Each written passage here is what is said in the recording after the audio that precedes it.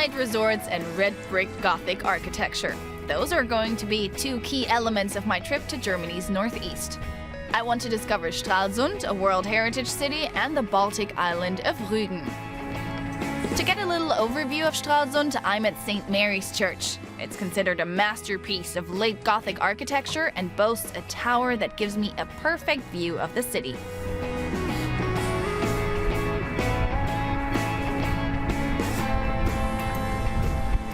Here in Stralsund, I'm going to admire an amazing Viking treasure and tuck into some local delicacies. I'm also really looking forward to exploring the island of Rügen in the low season when it's not so overrun with tourists. Stralsund was founded in 1234 and was a member of the medieval trading alliance, the Hanseatic League. It's now symbolized by the magnificent red brick Gothic architecture built at the time. It's also why Stralsund was declared a UNESCO World Heritage Site in 2002.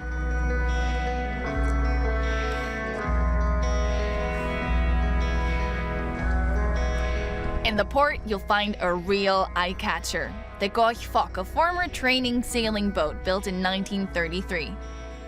If these planks could talk. The captain's cabin has seen German, Russian, and Ukrainian skippers rest their weary heads. The vessel was built in Hamburg and was given to the Soviet Union as reparation after World War II. In 1991, it became property of the Ukrainian Merchant Navy.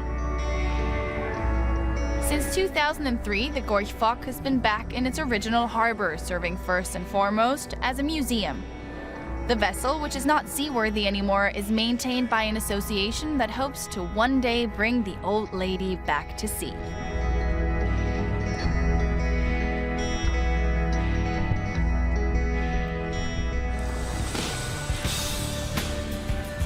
This building was an abbey until the 16th century.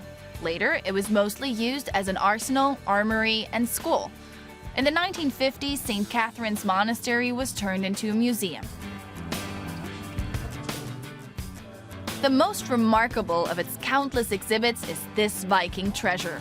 It was discovered after a storm washed it up on the neighboring island of Hiddensee. What's this Viking treasure doing in Stralsund? The Hiddensee treasure came to Stralsund because back in 1873, a woman went to a goldsmith here in Stralsund and wanted to know what one of the pieces was worth, as it looked a bit like gold. And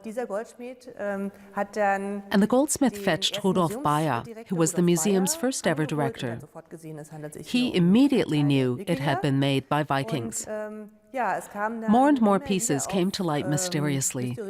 So the museum director went to Hiddensee, bargained with the fishermen, and managed to acquire 16 of these amazing pieces of jewelry for this museum. Do you know what everything is? I can tell that's a necklace, but with the rest you'll have to help me. The necklace you recognized is the only piece that's really solid gold. It consists of several gold rods twisted together. Then we have the most beautiful object in the entire ensemble, a fibula, a kind of brooch used as a clasp for an outer garment. That came from Franconian court attire. This round fibula was used in their clothing. The Scandinavians originally had two oval fibulae. Then we have these pendants. They have proper loops so you can hang them on a chain. Is this kind of gold treasure unique to Stralsund, or is there something similar elsewhere in Germany or Europe? A treasure like the one we have here is unique. The Vikings tended to work in silver, so an ensemble of jewelry in pure gold is incomparable. It's almost pure gold. We've analyzed the materials. If you look closely at the pieces, you'll see it's the highest quality goldsmith's art you could expect from that time.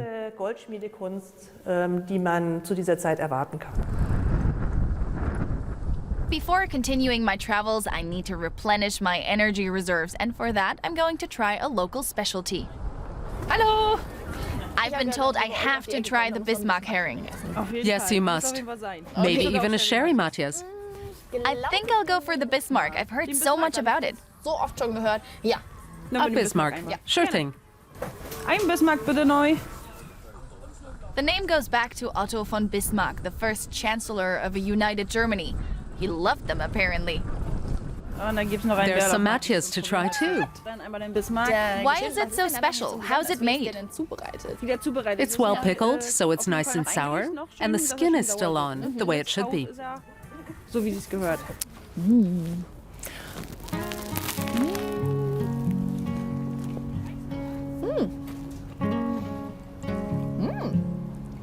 Delicious. Full and happy, I get on the road. This bridge connects Stralsund to the island of Rügen.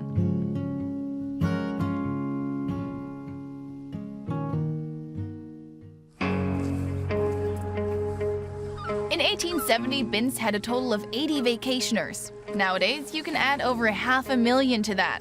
But in winter, I can barely imagine what this must look like in summer.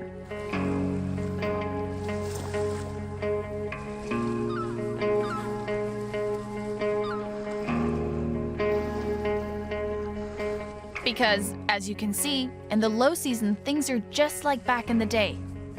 No people, no hustle and bustle. Just perfect if you're looking for some peace and quiet.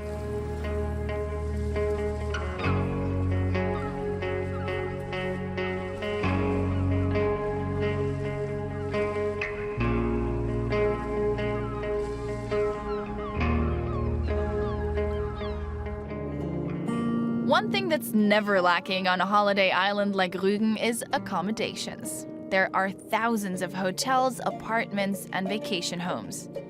But if you're looking for something a little unusual, head to Lauterbach, where you can rent floating lodges and houses on stilts. And you can try out a whole range of water activities. Till Jaich is the man behind the idea.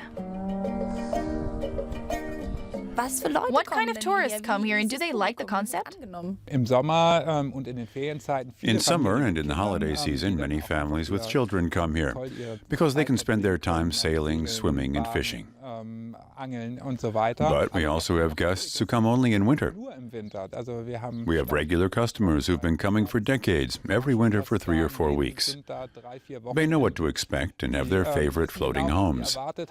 They bring their own red wine and pasta, turn off their cell phones, open a good book, and really enjoy the tranquility of winter.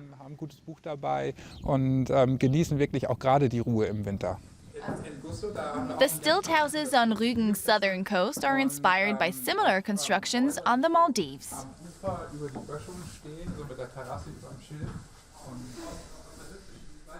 That goes for the inside, too.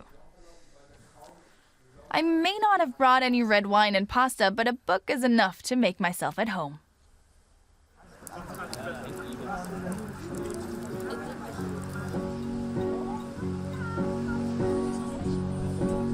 My last stop on Rügen takes me back to the beach of Binz. It's the last goodbye, I swear.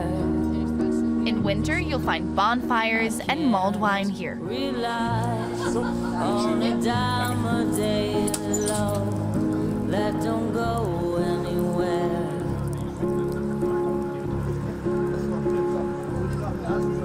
I learned to cry for someone else. It's the perfect place to take a look back at my trip. On an odds and ends love that don't. From the gold treasure in Stralsund to the spectacular nature in Rügen, if you want to escape the hustle and bustle of the big city and all the stress that comes with it, you should definitely consider a trip to the Baltic Sea, especially in low season.